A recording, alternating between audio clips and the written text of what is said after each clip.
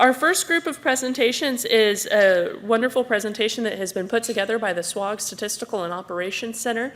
We are very blessed to have them. We have a group of speakers, and I know I'm going to miss a couple of you, so I apologize. Please introduce yourselves as you come up throughout the time.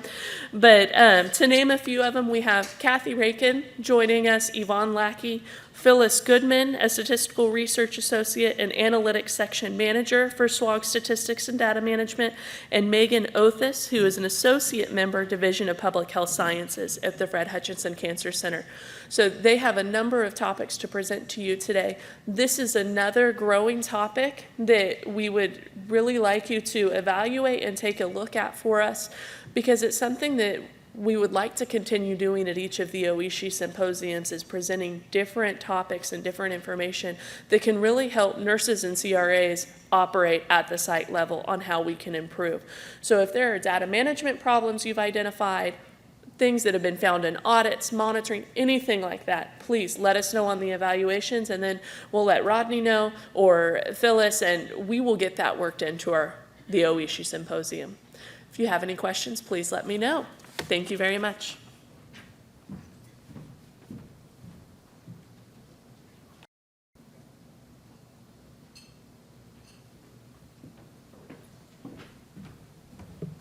Okay, so before I get started, that's what that little tidbit was about. I'd like to introduce Dr. Blanky. He has come by this symposium to say a few words. So if you want to come up now, I don't think he had any slides, but please give him a warm welcome. He's finishing his first term.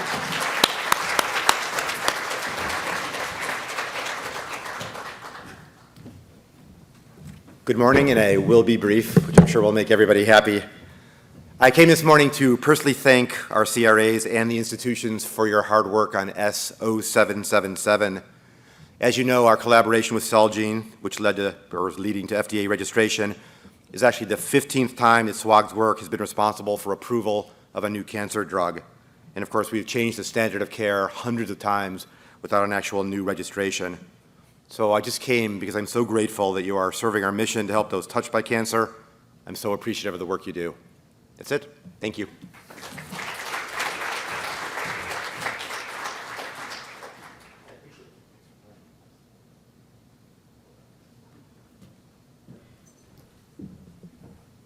Thank you, Dr. Blinky. Okay, my name is Rodney Sutter. I'm the Program Director for Therapeutic Studies at the SWOG Data Operations Center in Seattle. You guys might be a little tired of hearing from me if you were at the training course yesterday or at some of the other meetings, but hopefully I'll make this quick. There we go. So to start things off, I was here to give an update, I think, at the spring meeting last year, and I let you know that we were kicking off, or we had kicked off, a series of mentoring workshops that we received funding for. So as a reminder, in case you didn't know, we have been holding these mentoring workshops. They're 4-hour workshops that we take out to your site. These are a list of the topics that are available. We can customize this to your needs, add or subtract. They're pretty much, we have about 5 or 6 people that we send from the Statistical Center, Data Operations Center, includes monitors, data management, to go over some of these things with you. Last year, I think when I was here, we had about 5 institutions we already visited, and since then we have visited 5 more. We went to the University of Utah in May, the Maverick VA in Boston in October, the Fred Hutch in Seattle in January, and then both University of Hawaii and the PCRC NCORP in Seattle in February as well. We have 2 more sites slated in the near future, University of Colorado in June, and OHSU has to be determined date. But we do continue to plan to schedule more of these as long as funding allows us to. So the criteria to receive a mentoring workshop is, first thing is that we like to hear from you if you want one. We have heard from a number of sites that have been interested.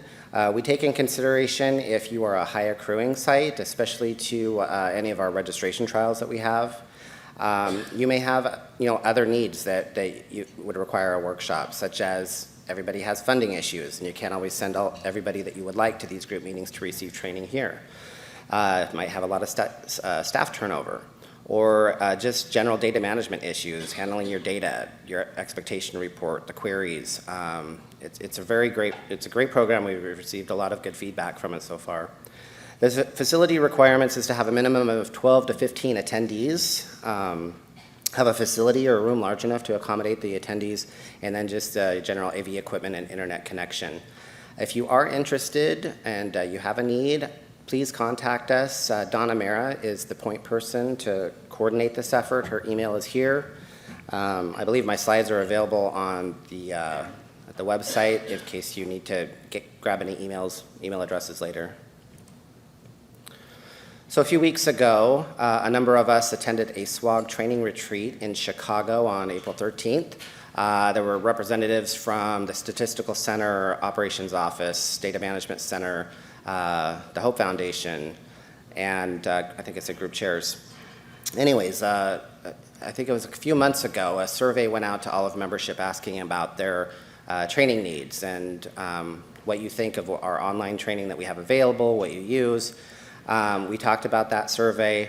We went over the LMS system or learning management system that we currently use for online training, how it was implemented and picked, what the options are that we're not currently using that it provides. We discussed our current training, where we want to be in the future. We brainstormed our strengths and weaknesses and what resources are needed to expand our training. So out of that training needs assessment survey that a number of you filled out, in fact, this group was the largest to respond. We had 557 nurse, CRA, and other site staff responses. Out of asking which training mechanisms were most used, it wasn't too much of a surprise that the clinical trials training course was the first. We asked if these trainings were helpful and accurate, and 83% said yes. And if there was a training preference, 52% preferred online training, 22% in person, and then 26% said they had no preference. We also asked for feedback from you, what kind of topics you would like to have training for. We did receive a number of them, but the two that were at the very top and most popular were study-specific training and additional training for data entry and Rave. So I know that we have study-specific training for our registration trials, and at this retreat we talked about the need for other studies and how much study-specific training should we do. We spent a lot of time talking on it. We haven't came to a conclusion yet, but we do recognize this as a need, so you can probably look forward to the future to having some more online study-specific training that aren't just pertaining to registration trials. As far as the data entry training in Rave, one thing that I think people forget about is that we do have the online clinical trials training course, but within that course there is a data submission module. It's about a half an hour, and it does cover data entry pre-Rave in our legacy studies that use the CRA workbench, and then the other half is dedicated to Rave. This is in addition to any e-learning modules that you'll do in Rave separate from that. So remind your sites that we do have data entry training already available on the website, but if this isn't covering your needs, if there's something lacking in there, or you have different scenarios that you would like us to add to those modules, again, just let me know and we'll make sure to get those added. So the next steps from the retreat is, number one, to get the word out. There were some comments that they didn't realize we had an online training course at all. So we need to do a better job at advertising that and making sure that all membership knows this. We're going to start working on updating our current training modules. We don't have just the clinical trials training course. There is separate training for investigators and study chairs, as well as others. So we're going to update and add to those. We're going to utilize the functionality in the learning management system. There's a lot of areas that we haven't delved into just yet. We're going to continue to engage and collect your training needs and design new training needs based on your feedback. So if you have suggestions for any of the training, please contact Dana, myself, or Mark Schofield, who is our training manager at the operations office. We'll be glad to take that feedback. Again, just in case any of you weren't aware, we had online training. There is a training link on the website. You can also get to it through the CRA workbench. Again, if you have technical assistance, once you get to that training, if you can't log in or you're not finding what you need, contact Mark and he'll make sure your permissions are set up appropriately. So a couple of resources I just also wanted to point out is the ORP Manual within the CRA workbench located here. There's 16 chapters of material available to you to look at if you have questions. We do update this annually. At the ORP exec meeting last night, we talked about getting more input from their perspective for this manual, so we hope to add to that, and we'll make more edits this year. Also, if you weren't aware, under the Tools of the Trade link, there is a Best Practices for SWOG Studies link. This was added a few years back. It was developed by Elaine Armstrong. As you know, she touches base with you guys pretty often. She finds questions that you have that aren't necessarily documented in the protocol or in our policy or in these other materials that we have. So she's created this best practices document that really helps, especially if you're looking for like what windows are acceptable or things that the study calendar doesn't quite address. She told me the other day she's going to update this document shortly after this meeting, so that's also a great resource for you. Switching over to metadata Rave, there is a Rave image upload feature, and I'm not talking about just clicking, when you have to upload a source document, there's an upload link and you upload it yourself. But when Rave was first released, we heard from a number of sites that actually didn't have a scanner to scan their documents, and so they needed an alternative to get these into Rave. So at the time, the folks at Rave weren't planning on that. They worked on this over the course of, I think, of a year or so, and then they released it in 2014. So if you had, say, a PET scan and you had to upload a document, there's this new section at the bottom that says, please use this cover sheet if you intend to fax the document to CTSU, and click here, and it walks you through those steps. Can I get a show of hands how many people actually use that feature? I think one. So that's why I have this slide up. So recently the CTSU and Rave were asking us if we really needed to keep this maintained, because since they've released it, it's caused a lot of bugs. It hasn't worked as well as they had hoped, and it's involving a lot of time to try to keep that maintained. So they've been asking the groups if we think that our sites still need it, if they're using it out of convenience or habit. We've been discussing within SWOG. We haven't decided yet if we want to let that go or not. But I wanted to give you a heads up that in case you are using it, this may be going away, and I'm not sure if it's going to apply to just new studies or if it will be for all studies. A little plug for the NCORP workshop this fall. I think I did this last year as well. It's a great workshop. It kind of complements the CTTC, but specific to NCORP sites and studies. It will be held Wednesday, October 11th, so if you want to mark your calendars for that. The NCORP studies specific to the following research areas are discussed, and the topics are specific to the unique administration, such as for the studies such as patient recruitment, follow-up, and data collection. If you do have any suggestions for topics, they do rotate the topics each year. Please use the cancer control question at crab.org distribution link. Monica Yee is the organizer for this event, and she would be glad to hear any suggested topics from you. So you might see a theme on my updates is that I've mentioned the word training quite a bit, and that leads into our next session that we're doing this morning. A few months back, Phyllis Goodman asked Maggie if we could take up about an hour and a half of this session just to talk about our registration trials and some training that comes along with that. It's no secret at this point, we do have 4 active registration trials within SWOG. There's a lot of implications to run one of these, implications from initial study setup through data submission, including monitoring and analysis and reporting. The biggest implication is probably resources. I mean, not just on our part to get the study up and running and maintain it, but there's a lot of resources from you as well. So we thought now was a good time that we have some experience with these active studies to talk about how it affects you, how it affects us, why it's important. Here's our schedule for the first part of the session this morning. Megan Othus will talk about S1404. We have two data coordinators from the Data Operations Center, Diana Heaney and Louise Highleyman, to go over some data management specific to FDA registration trials. And then, this is a bad word, I understand, SO777. Show of hands, who's had to deal with SO777? I expected most people have that exposure. So Yvonne Lackey and Cathy Rankin are here to talk about the lessons that we learned with that process and how we're going to apply those lessons to the future. And then Phyllis Goodman will talk about how to navigate your expectations and the new data quality portal. If you were at the site operations meeting last night, Lucille from CTSU touched on the DQP. Phyllis will go into a little bit more detail about what that looks like and how to navigate through that. So at this time, if anybody had any questions, I can entertain those. Easy, easy crowd.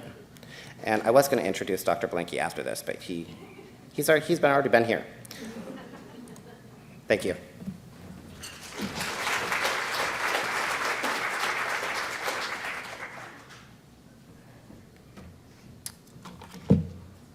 Okay. I'm Megan Othus. I'm going to talk about immunotherapy clinical trials, and I don't use PowerPoint, so I'm going to take a minute and see if I can advance the slides myself, or if I'm going to, oh. I think the person in the back was showing me. Thank you. That will work. I can advance my own slides. Okay, I'm going to talk about immunotherapy clinical trials, and specifically about S1404, which is a melanoma trial, which is an immunotherapy trial, which is a registration trial that I'm the primary statistician for. But before I talk about 1404, I wanted to give some big picture information about immunotherapies and the idea behind these sorts of agents and why we're excited about them, because one common theme among the trials that SWOG has open right now that are registration trials is that most of them are looking at immunotherapy agents. And the idea behind an immunotherapy agent is to use your body's immune system to fight the cancer, rather than to put some sort of toxin or chemical in your body to fight the cancer. We have an immune system that can fight cancer. We know that or that can fight things we don't want in our body, because for a healthy person, our immune system can fight colds and flus and other nasty things that get in us. So the idea is if we can get our immune system to fight our cancer, this is going to be a great thing. This isn't a new idea. It's been around for decades. I'm going to talk about, and there are actually a lot of different ways to make your immune system kind of be stimulated to fight your cancer, and I'm going to talk about some of the broad ways that that can happen. And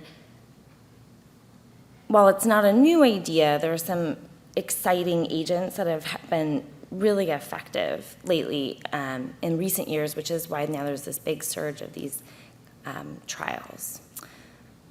So the first class of immunotherapies I'm going to talk about are cancer vaccines, and kind of the most well-known and well-understood and effective version of this is BCG, which is a cancer vaccine still used in bladder cancer. It's been used for decades, and the BCG virus is injected directly into the bladder. And for each of these classes of therapies I'm going to talk about, I tried to find a picture that would explain or highlight how the agent works, at least on like kind of a superficial level. Like I have a PhD in biostatistics.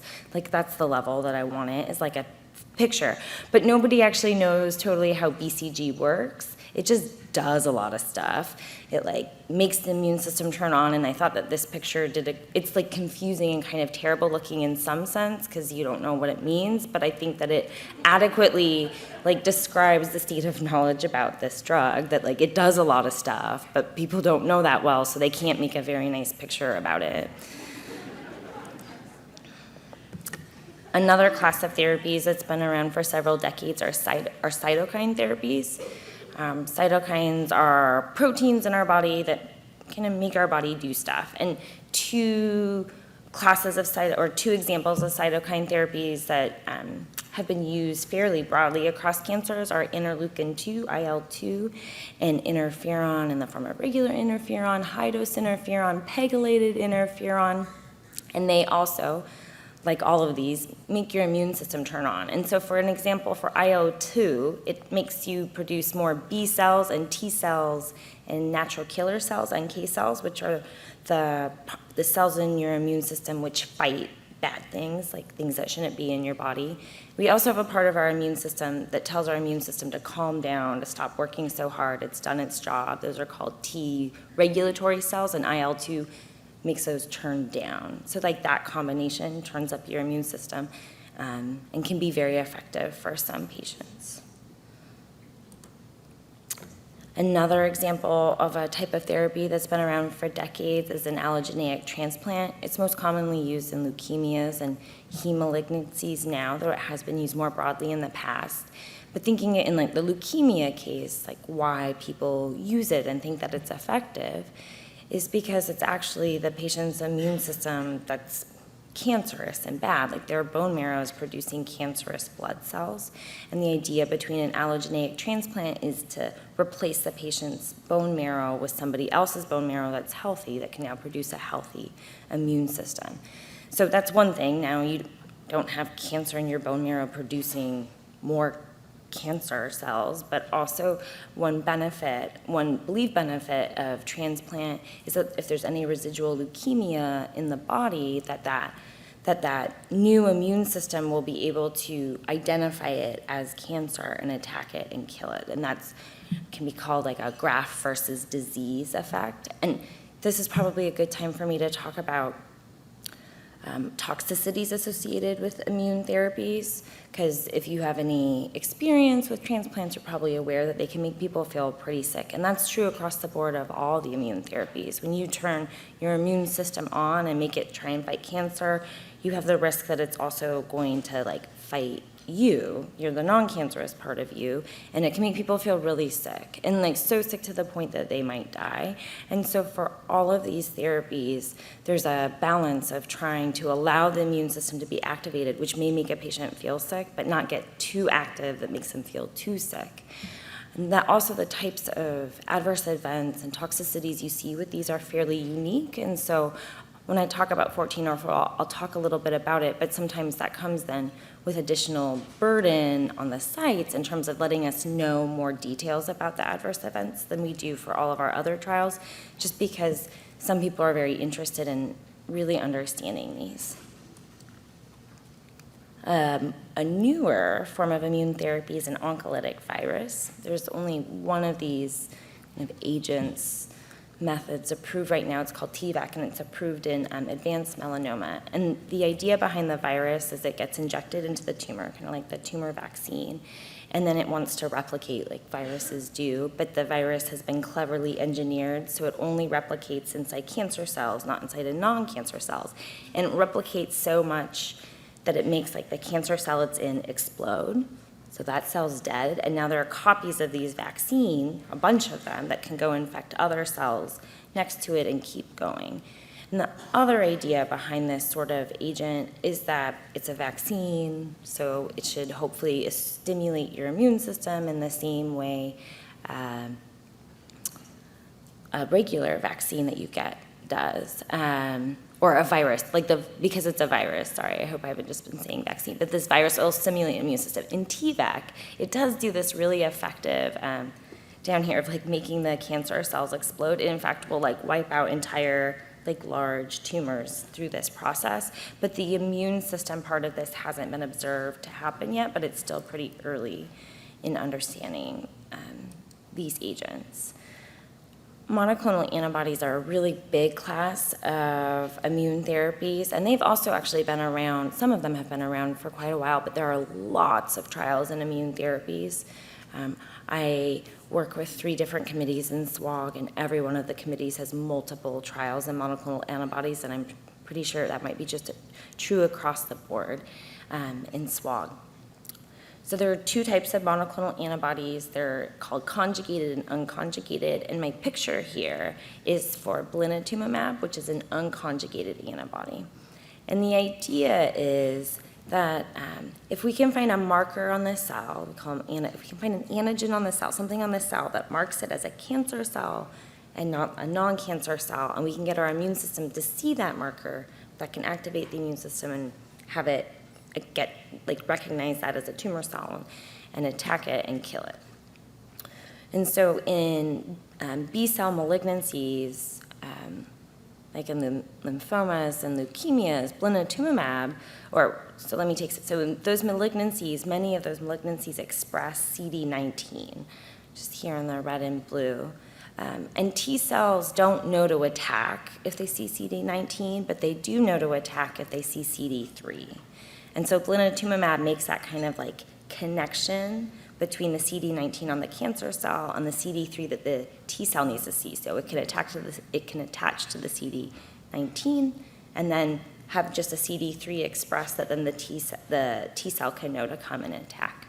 So this is an example of an unconjugated monoclonal antibody because that's all it has. Those are kind of these connections between the cells. A conjugated antibody would also have a kind of third part to this, which would have a toxin. So in addition to mounting an immune response, would be trying to bring a toxin directly to the cancer cells and kill them.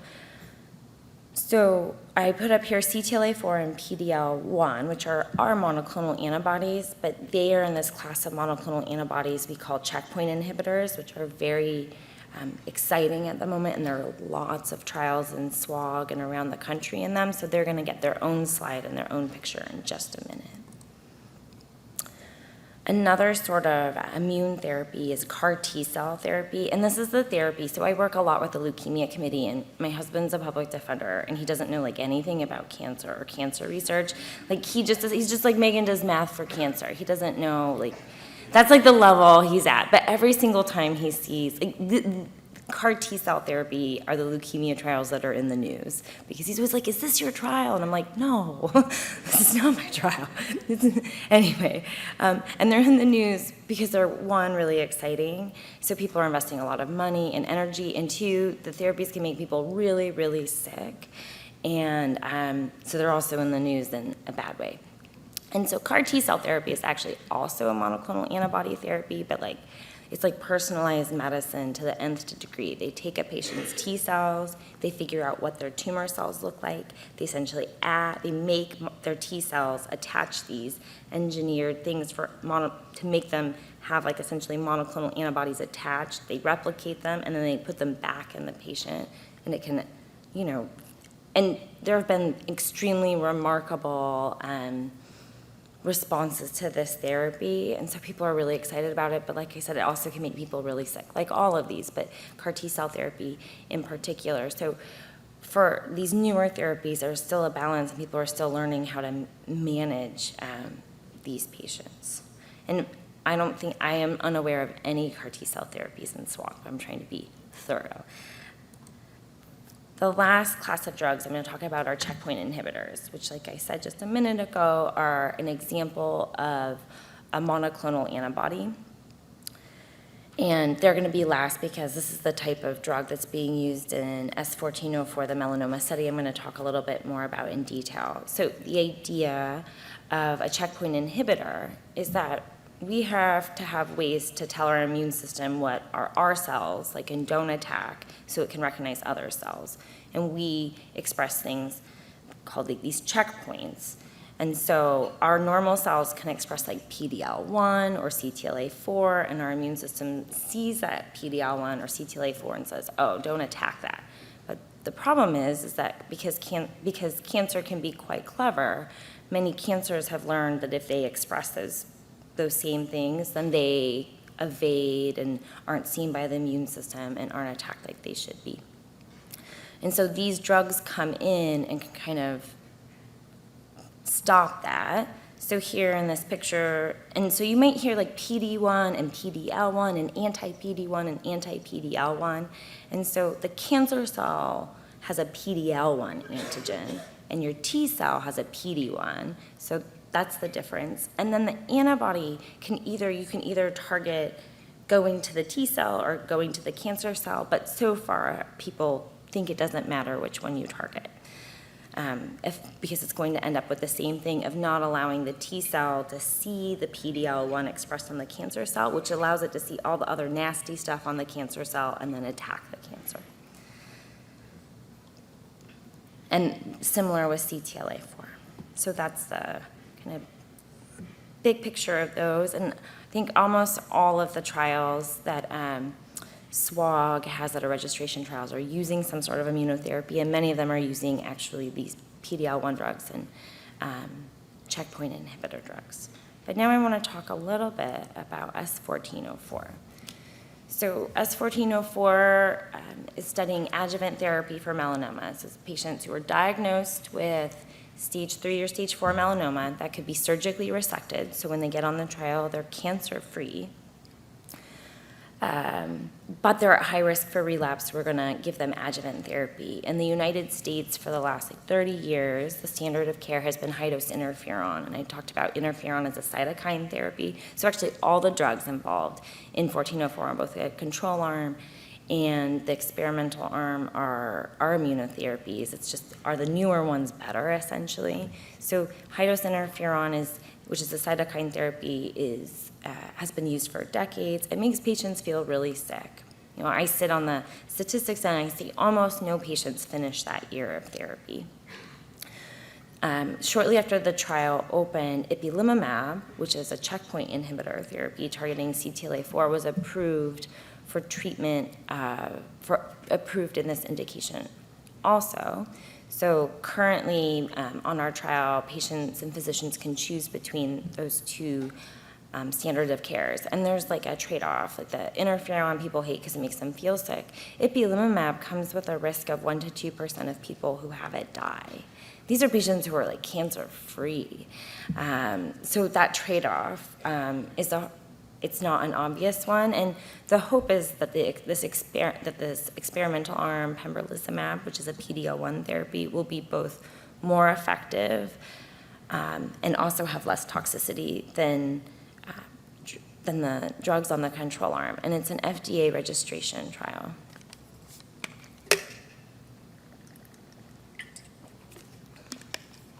Now, one thing,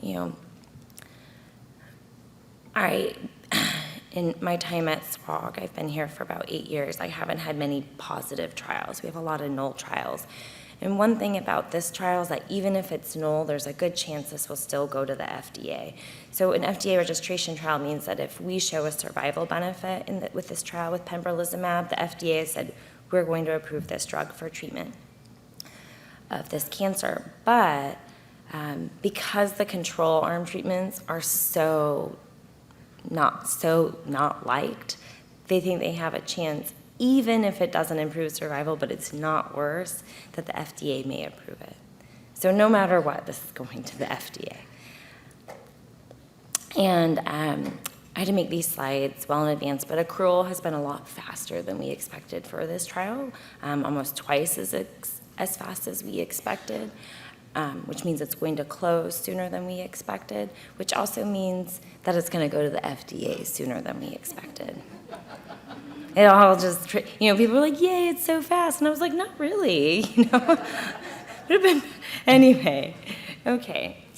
So the first time it could potentially go to the FDA would be the first time I analyze the data, and it goes to the data monitoring committee. And if we see a big impact, if we see this big benefit that people are hoping for, Merck's going to take these trial results both to the FDA and to the European health authorities. And I'm not sure if I say this later, so I'm just going to say it now. And one impact of them taking it to the European health authorities is that some of the regulatory agencies in Europe require quality of life data to approve a drug, even if there's a big survival benefit. They just won't even review it without quality of life data. And if you're involved in 1404, you know that we require quality of life assessments on patients, and that's because of these regulations. Other trials within SWOG, we can say, oh, we have this scientific objective for quality of life. 1404 is a big trial. Like, we want to enroll over almost 1,400 patients. And we don't need quality of life for a scientific objective on all of those patients. But in order for this drug to be able to be used around the world, we have to have the data on all the patients. So we're going to give that data to Merck. But so SWOG can be audited, and that means all the SWOG sites can be audited by the FDA, which is like stressful and not fun. So we need lots of stuff that isn't normal for a trial. I'm involved, this is my only registration trial, so I can say a lot about how it's so different than other ones. We need a lot of data, and especially AE data. And I talked about that earlier, that those toxicities, that these immune therapies can make your immune system attack the rest of your body. So when it does that, those are called immune-mediated adverse events. So we need to know for every adverse event if it's immune-mediated or not. And then not only that, we have to know what happened, like how was the patient treated and how were they managed. And that's because the FDA wants it, because before they approve this drug for everyone, they want to really be able to understand what's happening to these patients.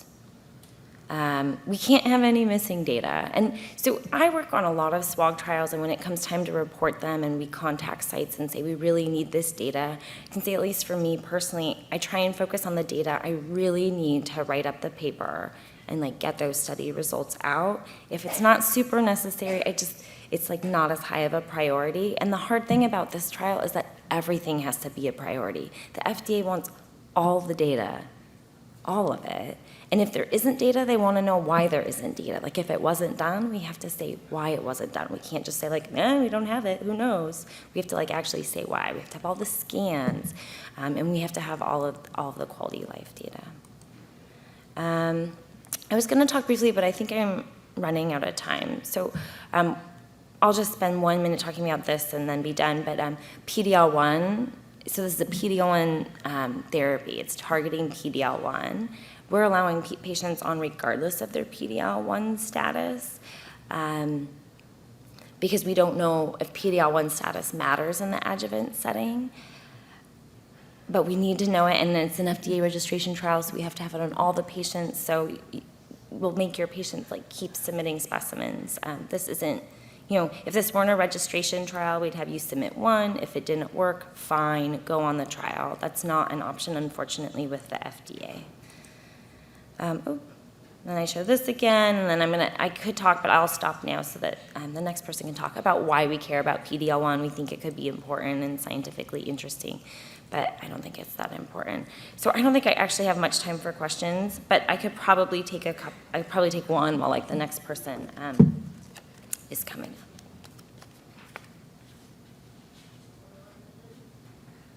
Thank you.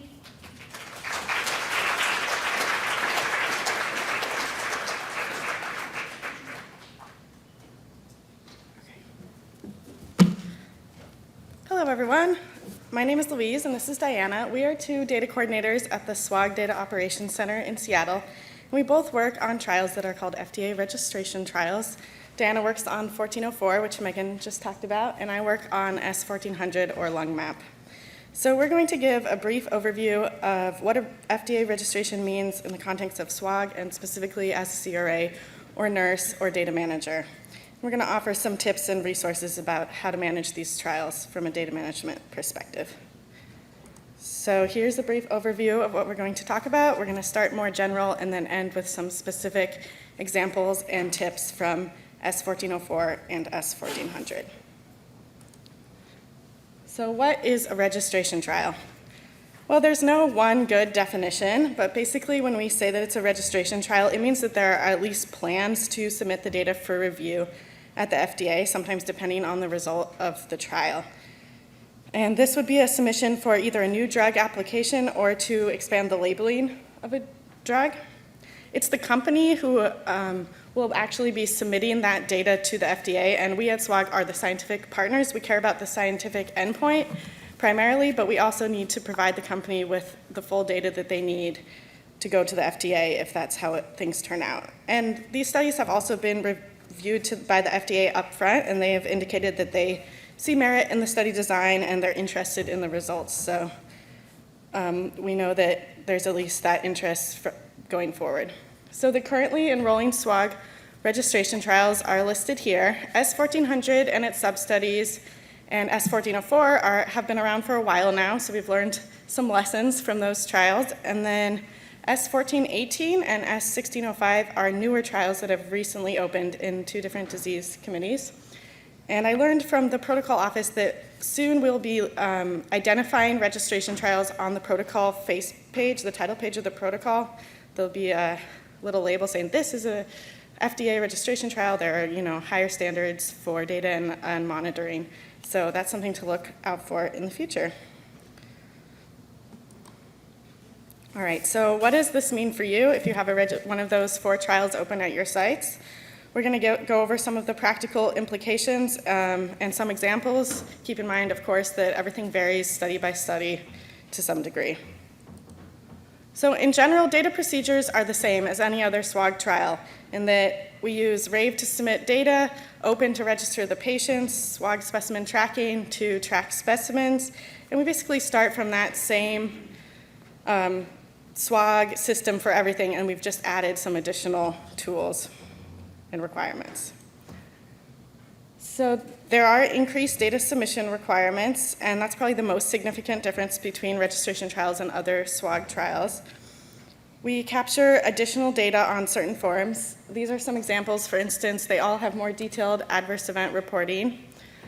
Some of the registration trials collect concomitant medication forms, and most of them also collect increased reporting of laboratory values. For instance, a laboratory values form every cycle of treatment, which is something you probably won't see on a standard SWOG trial. Registration trials also often require radiology image submission. This is done through Triad, and I know that some non-registration trials also use Triad submissions, so you're probably starting to be familiar with that system, but registration trials will also require that. And there's an increased attention to the EDC and the source documentation. Basically, there's more eyes on your data more often, and we'll go into a little more detail about each of these groups of people that will look at the data. There are protocol-specific training requirements to help you prepare to open these trials. These are usually slide sets or instructional videos that are posted online. Sometimes there will also be in-person trainings at the group meeting that can count towards that requirement, but you have to show that you have completed the training in order to even register your first patient on the trial. The SWOG on-site audits are done more frequently on these trials than you may be used to. For instance, on S1400, once you register a patient to one of the sub-studies, audits are done at least twice per year. On S1404, the exact schedule depends on your site's accrual, but once you randomize the first patient, an auditor will come for an on-site visit within 6 months.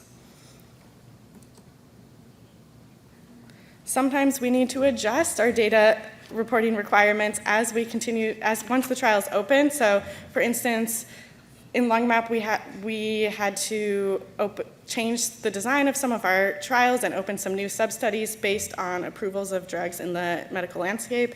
In S1404, they had to do some updates to their adverse event forms to make sure they're collecting all the data that they really need to collect. And finally, it all comes down to this. There's an increased potential for an FDA audit. So we are here to help make sure that everything is done ahead of time. We want to provide support, and we want to make things as clear as possible so that if the FDA does audit, we'll all be prepared ahead of time. And that's why we're going to go into a few more details. But first, Diana.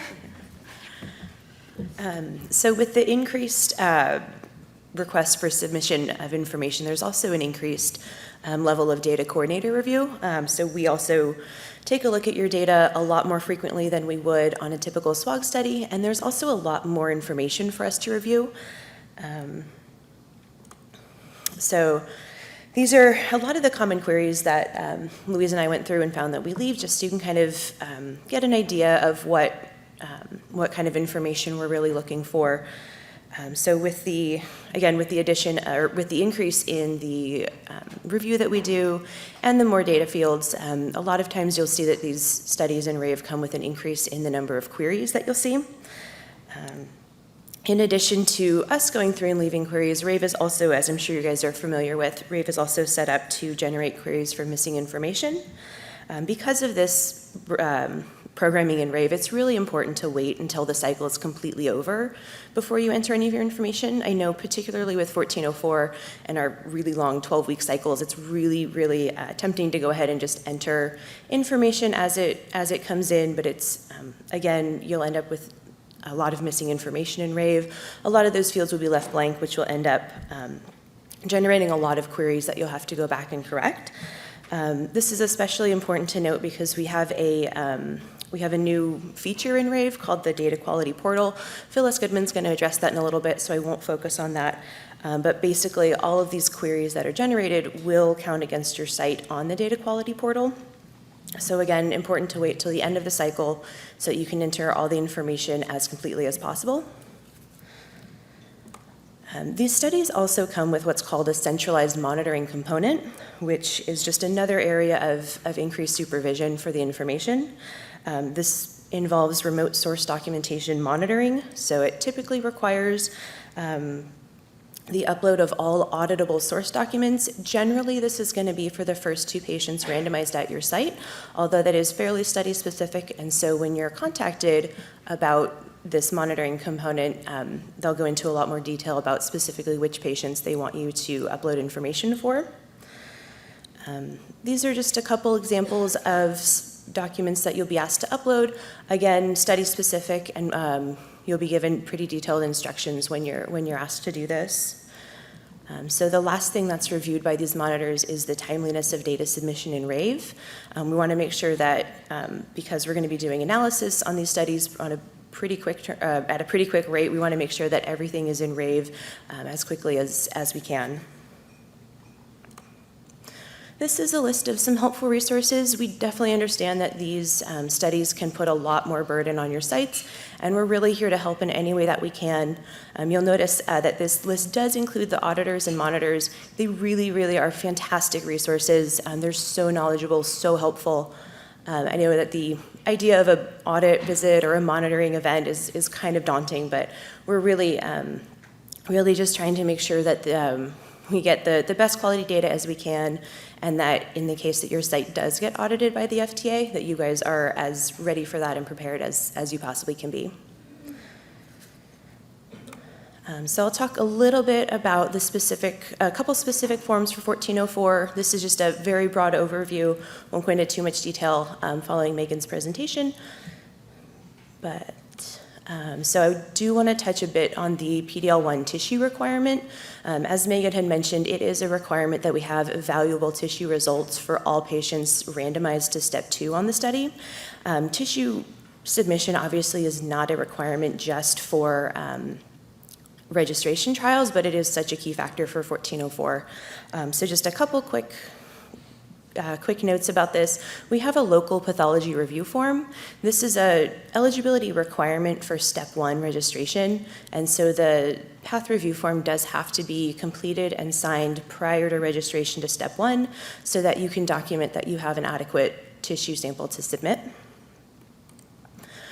These are a couple quick tips about the shipping requirements for the actual slides. This is, again, very brief list, so please refer to the protocol for a complete set of instructions.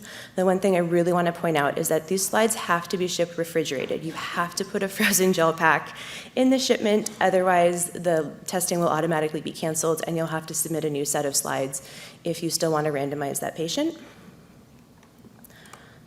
The last thing is that there are additional specimen questions to complete in the specimen tracking system, and it's really important that you make sure to include the packing list that's generated along with the shipment so that the lab has access to that information. If they're missing anything, it will delay or lead to a delay in testing of the slides.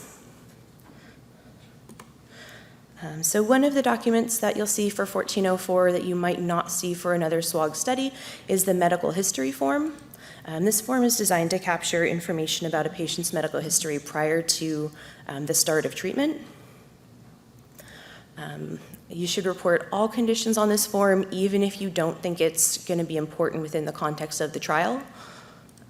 And then a couple data entry tips for this form. It's okay if you don't know the exact day or month that the event started or ended, but you do have to enter a valid year on this form.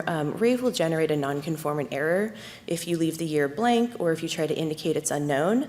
And as a quick reminder, non-conformant errors do prevent data from being transferred to us, which will then result in an overdue expectation for this form. This is just a quick example of the form.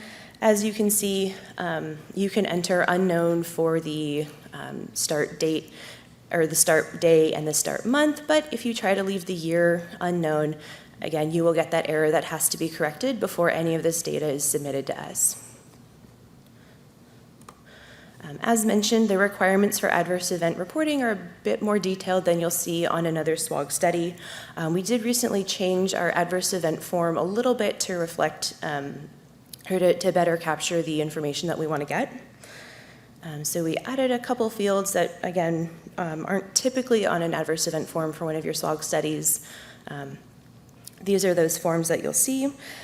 And a quick note about this, we do want all grade changes reported for the adverse event. We don't want just the highest grade reported. So this is an example of what this form looks like. As you can see, our instructions are pretty detailed and they go into a lot of specifics about what we want and how we want the form filled out.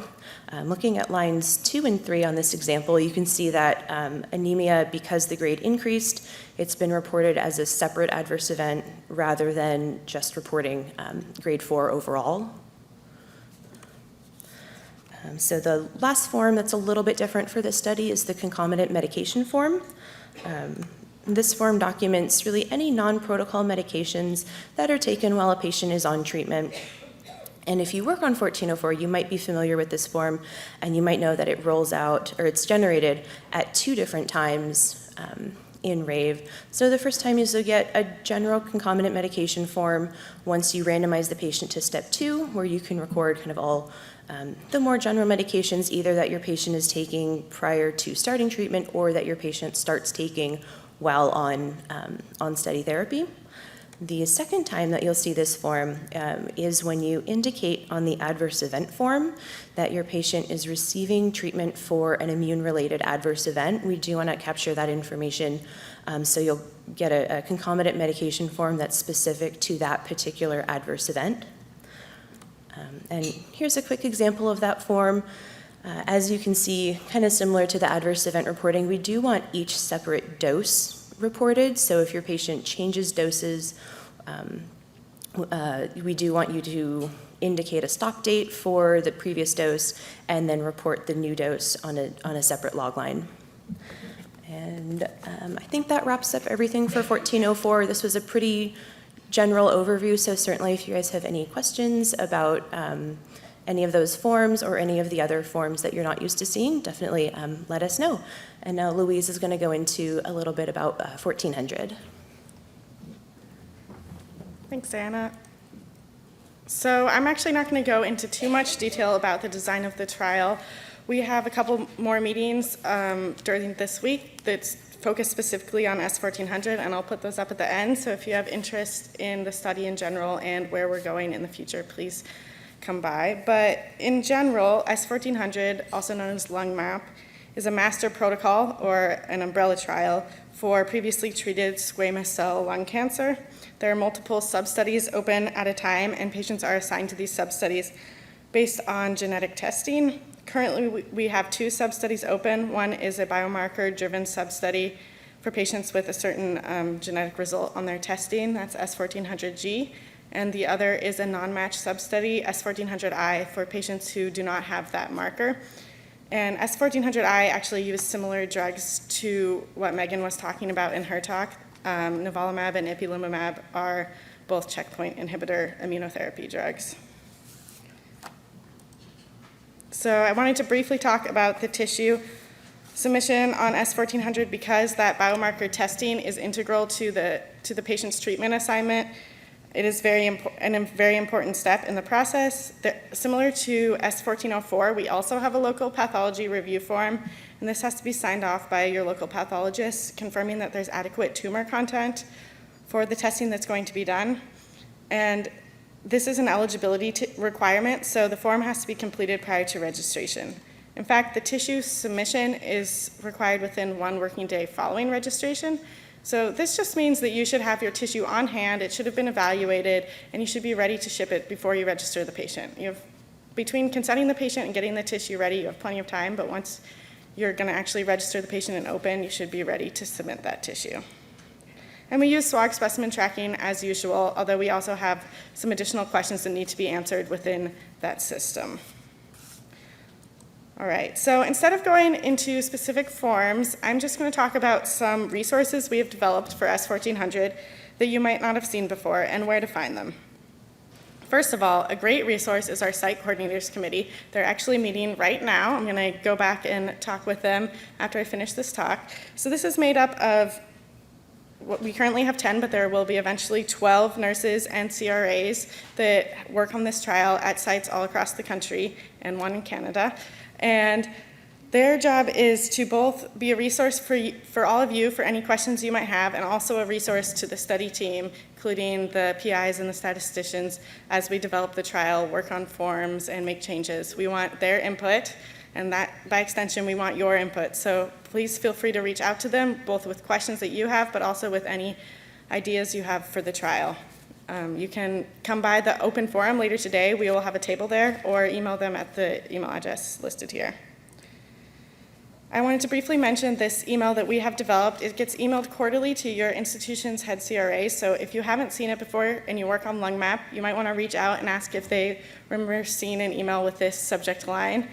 It provides an attachment which includes an update of this trial overall and also at your site, including how many of the specimens you submitted were found to be adequate out of all the patients, which were assigned to which studies, which ended up registered to them. So it's just a useful tool, see how your site is doing.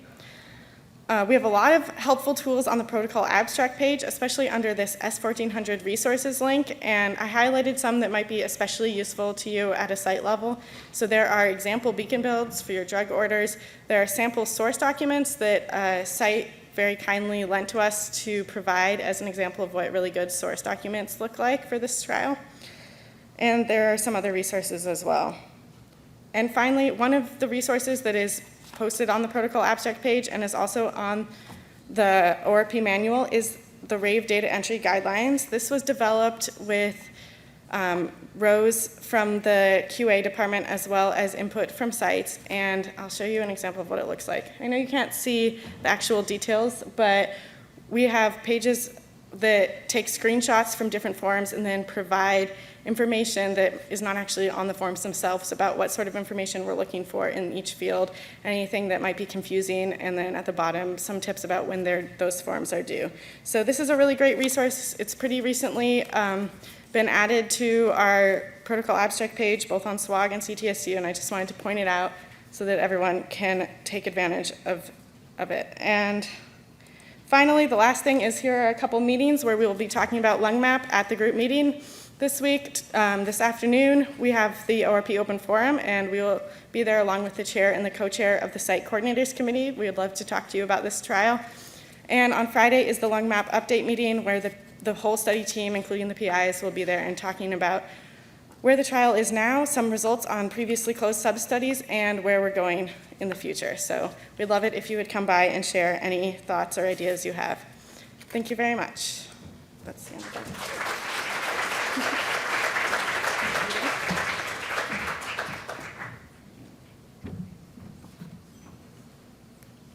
So my name is Cathy Rankin, and I'm from the SWOG Statistics and Data Management Center.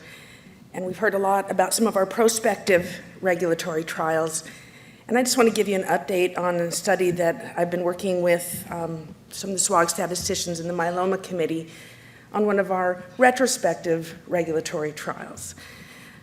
This is S0777, and if you're one of the few who haven't been involved in this, it's a randomized phase 3 trial in myeloma. Randomized patients were taking either lenalidomide and low-dose dex versus bortezomib, lenalidomide, and low-dose dex. And I'll give you just a quick timeline of what's happened. Sadly, this isn't uniform across the time, so our study opened February 2008 and then closed to accrual in 4 years with 525 patients registered to the trial. We had a follow-up period of about three and a half years.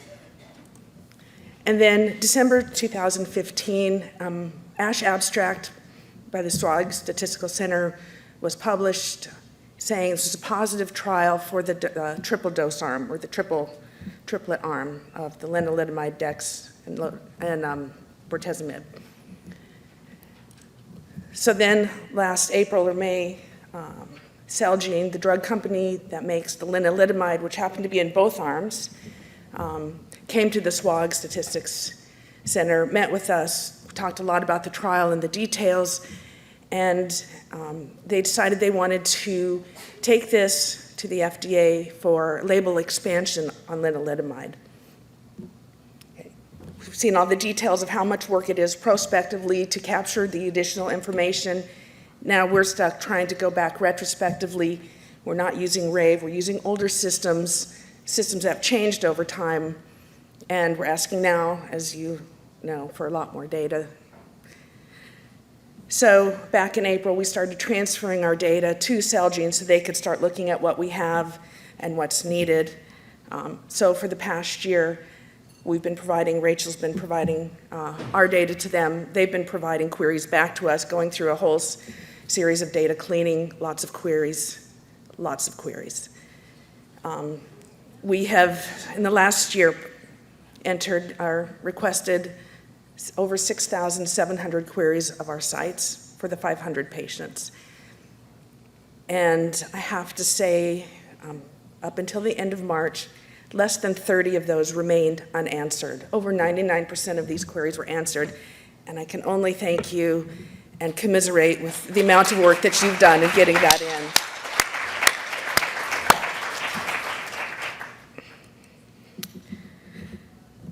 Revision 24 to the protocol came out in October, and we were asking then for reconsent of all living patients, and we had 4 new additional CRFs that we were asking for submitted on either all or some patients, depending on the form. So of the 273 patients were approached for reconsent, 213 patients reconsented to additional follow-up. So the follow-up period was extended from 6 years from the initial registration. Patients who've reconsented will be followed till the end of 2018. We've also had over 2,800 new CRFs submitted, and again, thank you. The next part of all of this was Celgene wanted additional monitoring, because we didn't do this prospectively. Retrospectively, they wanted to go to every site that registered patient have data to do source data verification, and they wanted to do that within 2 months on all, I think, over 100 sites, 500 patients. So from November, starting about Thanksgiving, to February 2nd, we had monitors going out to every site, as you know. And just to give you a few of the statistics, we had 161 monitoring visits. So that means some sites were seen twice by the monitors if they couldn't get through the number of patients or if there was additional outstanding data coming in. When monitors were sent out, there were 1 to 4 monitors sent out. Some sites had monitors at their institutions for 5 days. So if you put that all together, we had 794 monitoring days of CRAs or monitors at your sites. All of this was building up towards a planned database lock on March 31st. And sadly, now I have to say it was the planned database lock. So what happened? Mid-March, Celgene did take some of our preliminary data to the FDA. And it was recognized that how we define progression-free survival was different from how the FDA will define progression-free survival. And although this was run as a SWOG trial, under our definitions, the FDA will reanalyze the data according to their definitions. So in order for this to be a successful FDA submissions, we need more, and I'm sorry. I'm gonna go just to a few details. I'll try to keep it brief and not get into too much of the statistics or definitions.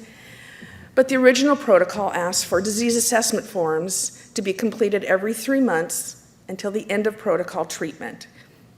The protocol did not say till progression.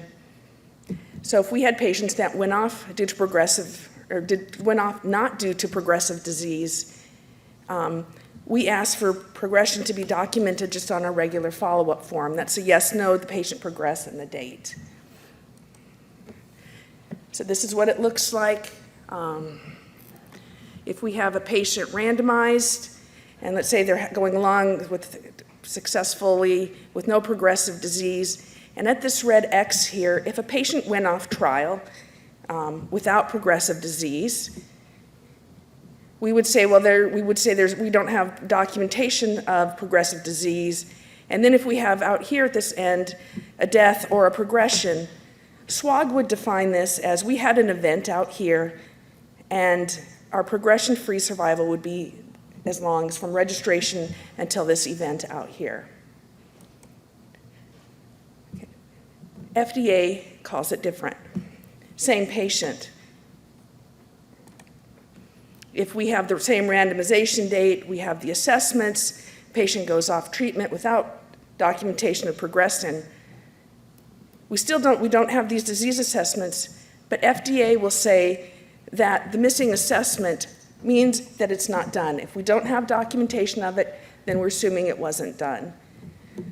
So even though we might have a progression or a death out this far, the FDA will back up our timeline for the progression and the length of survival without progression back to the last time that the disease was assessed showing no progression. And then if you're a little more savvy into statistics, they will actually censor it back here. They won't say that the patient had an event and call it back here, but they say anything after that's missing, and that kind of messes with the power and some of the other assumptions of the study. So that's what's happened, and then I'll let Yvonne Lackey talk a little bit more about what's next.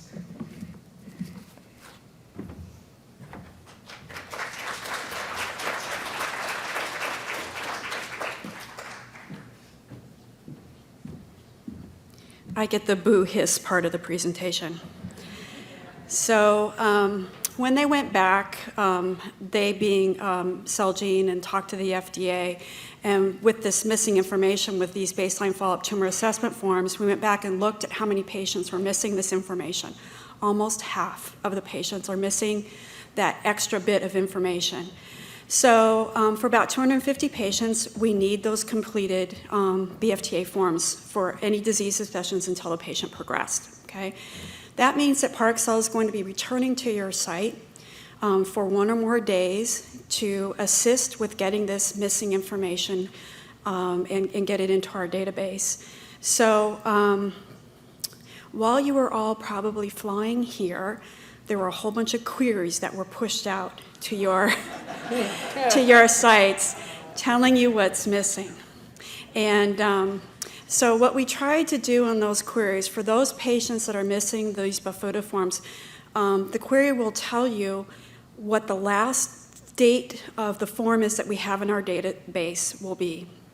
And then it will tell you what we're looking for. So if it's up to a progressive disease date, you need to fill in the gaps in between the date I told you in the database that one was missing until the date that you have indicated there's progressive disease, or that we indicated there was progressive disease. Okay, so we tried to tell you what you need to do specifically. For some of you, it's only 2.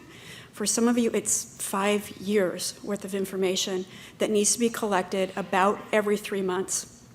What the best thing for you to do is your follow-up forms tell you, yes, I did a clinical assessment. So we're looking for any time you said, yes, this patient had a clinical assessment, that will drive where you need to look for your lab data, your serum M protein, your urine proteins, in order to fill out that Bafuta form.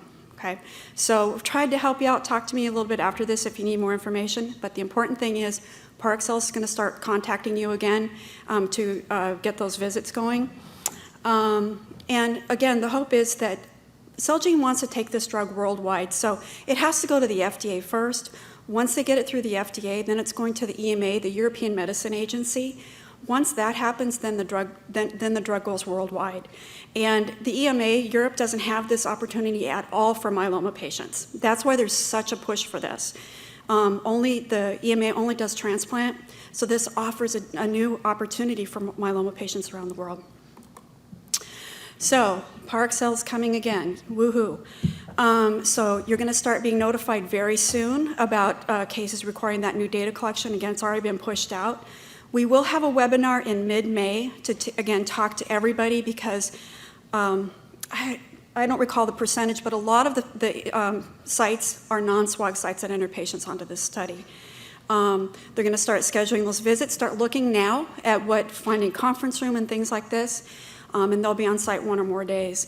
I have a 60-day timeline here. I heard from Parexel that they might not be able to do this within that time frame, but the more that you guys can start working on this before the better it will be. One of the things that we talked to Parexel about is, I know the real time crunch for you guys is finding all the information within your records.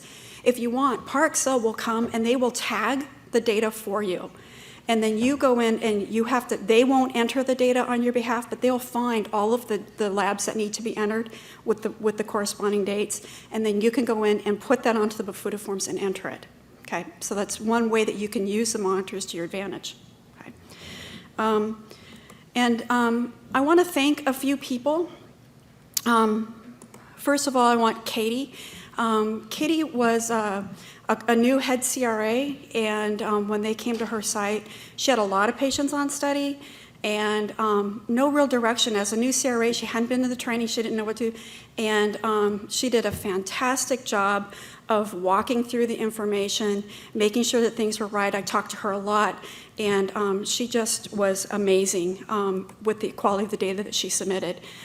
Mary was a CRA in Nevada, and I listened to, when I was at her site, and I listened to the monitor say, well, your data does this, and you didn't do that, and you're missing this.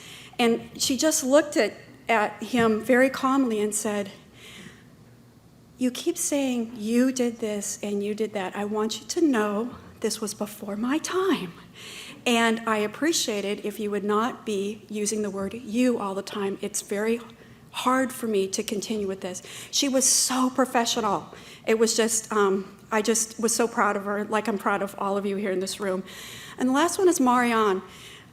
She was, the monitor at that institution emailed me and said, she's doing a fantastic job with this. And anytime anything was needed, I could email Marianne and say, we need this data or that data, and she'd say, I'm on it.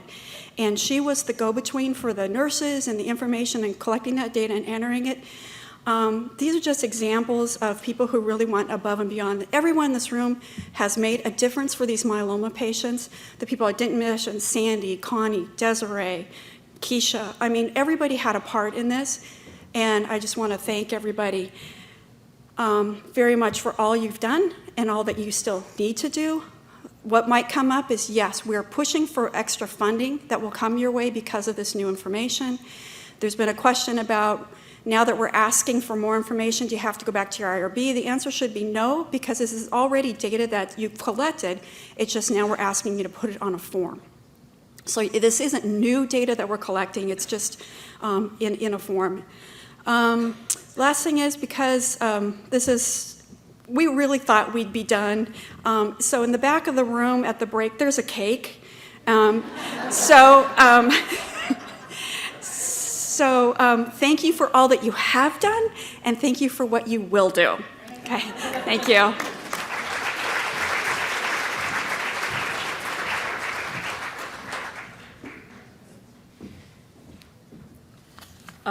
Hi, I'm going to follow up on what everyone said here about thanking everyone for what they do and getting their data on our trials. We all know it's just terrifically important. I'm kind of short for time here. I have more slides than will actually fit, so I'm going to skip some things I have here and focus mostly on what we're doing about quality. I'll talk very briefly about our expectation reports, because hopefully you all are familiar with those, and try to introduce you to the CTSU data quality reports. So just to follow up on what Yvonne said, we all know that these patients on our trials are basically volunteers. They go on clinical trials because they want to advance medical knowledge, they want access to the latest treatment, hope for their own illness, but ultimately they're volunteering their time. And by volunteering their time and their effort and their trust, and they're giving us trust about collecting that data and using that data to the best possible, for the best possible reason, advancing scientific knowledge. And so what we need to make sure is that they're trusting us. We need to honor that trust, that participation, by collecting quality data from them that will actually count towards the analysis of our trials, making sure that we have results and trials that are meaningful and useful for everybody. So what I'd like to do is talk about the quality. What we do to communicate the quality, I'm going to skip over this relatively quickly, mostly because of time constraints. But we use these expectations or these reminders to you about what data are needed and when they're needed. We have different kinds of expectations, those that are posted at baseline, things we know about at the time a patient's registered about what's due in the future, posted during the course of treatment as we get those treatment forms and AE forms and tumor assessment forms, and over these overdue follow-up, these vital status updates. We also have our reports for quality, our query report, which I'll talk about in a little bit more, but these include the queries from data coordinators and study chairs based on their review of the chart. We have our expectation report, which looks at overdue expectations or reminders of missing forms, as well as ones that are upcoming, defined fairly loosely, follow-up reminders, anything we can do to help you get that data in, a tool for you. And it is across, both of these are across Rave studies as well as our legacy studies. We have our institutional performance review statistics used to monitor compliance, basically wanting to make sure that our required forms are being submitted following the policy as listed in policy 33 that you can find on the workbench. Baseline forms as well as follow-up forms. Splash page of what the CRA workbench looks like. I'm sure you've all been there, navigated, and can get to those expectation reports. But mostly what I want to talk about is what's new in the quality world, and that's what you've heard mentioned earlier today and was discussed a bit yesterday at one of the meetings, was this data quality portal that's on the CTSU website. And that focuses on, there's two tabs. One is about overdue forms and overdue queries. So the status of DQP is that currently now, if you're involved in ECOG or ECOG-ACRIN studies, those studies currently do appear on the DQP portal. The SWOG studies, when I wrote this, I said coming very soon. We actually have a date now, May 1st. The SWOG studies will be appearing. There's a bulk of about 25 studies that will appear on that quality portal on May 1st, another 10 that are getting added about mid-May, some of the newer studies. So what does it look like? Well, I'm going to give you my view because I can't log in as you. You will see a slightly different version of this, but this is more to give you the look and feel of what the DQP will look like. If you go to the CTSU website, there's a link at the top for the DQP portal. You then have two tabs, one for delinquent forms, another for queries. If you click on those, you get a splash page up, and it gives you a list of the studies that your site is participating in and has patients with overdue forms or outstanding queries. There is a red light, green light system. I'll see if I have a chance to talk about that. But as you can, if you can see, I hope you can see from there, there's different, it says the study and it tells the total number of delinquencies and how far out those delinquencies are. The red light basically means you have at least one form more than 90 days overdue. Clicking here, clicking on a specific study, you'll then get to, for the site, the view I see are all the sites basically that the SDMC or the Stat Center sees. If you're a LAPS or a member site, you'll see all of your sites underneath that. Once you click on, to note at the bottom, if you scroll down to the bottom, you can see a icon, which means you can export it to Excel, so it becomes a more manageable, downloadable form that you can then manipulate as you see fit for your site. Once you click on, click here, you have the sites, and then the specific forms that are overdue are listed on the top. It tells you the number of forms in each of those spots, and these are all hyperlinks. So if you click on your site, you then get a link that gives you the details in terms of the site, the patients, and what specifically is missing. This would be for delinquent forms. This is what the query tab looks like. So it tells you the patient ID, what the study is, the form, what folder you can find it in. But the great thing about it is if you click either on a patient or on the form itself, it brings you into what they call a deep link. So you get directly from this report to the patient's, either if you click on the patient, you get to the patient's folder, or if you click on the form, you get directly to that form. So it gets you right where you need to be. And I think that's actually a fantastic tool. So how does this differ from the SWOG? Did I go one too far, I think. So how does the expectation report and the DQP delinquency report differ? Because they are different. So I have a table here. What's posted in the expectation report is overdue expectations and those that are coming due in some defined time period, whereas DQP only shows you overdue. It's not giving you a sense of what's coming in the future. The expectation report has the forms. It has anything else we have an expectation form for, including specimens. The DQP will only have things for forms, the source document uploads, anything that's been calendared within Rave, and it does not include specimens. So calendaring is something that we do when we set a study up to begin with. When we first started with Rave, we were new with it. We didn't calendar our studies. We weren't as clever then about saying what is due at what point in time. So the DQP doesn't know when to tell you what's due because we didn't give it that information up front. We investigated going back and retrofitting those older studies. ECOG had tried to do that and said it was an enormous amount of work and it just did not work very well.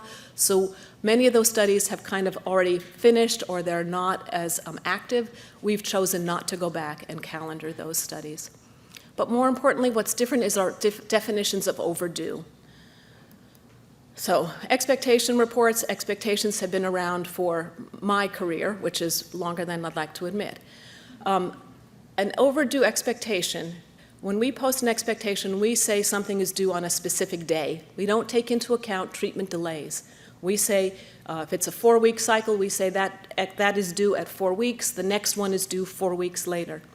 But what we do is we don't call it overdue until it's been more than 60 days past that date that we expected it. DQP works different.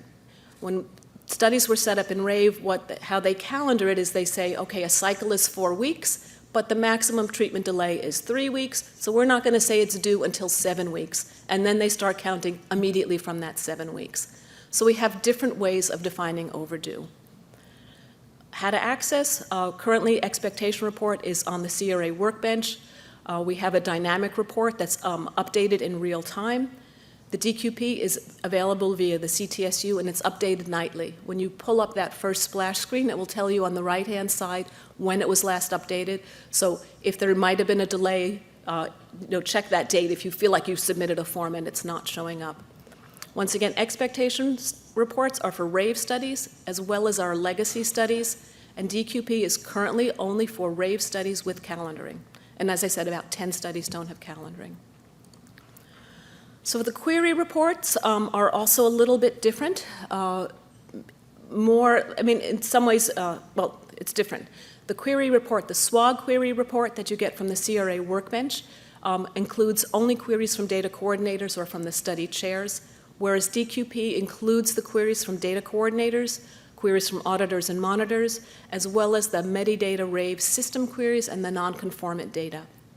We don't have a definition for overdue queries, and we know we have some that are thousands of days overdue. We currently don't do anything about that, but that may change in the future.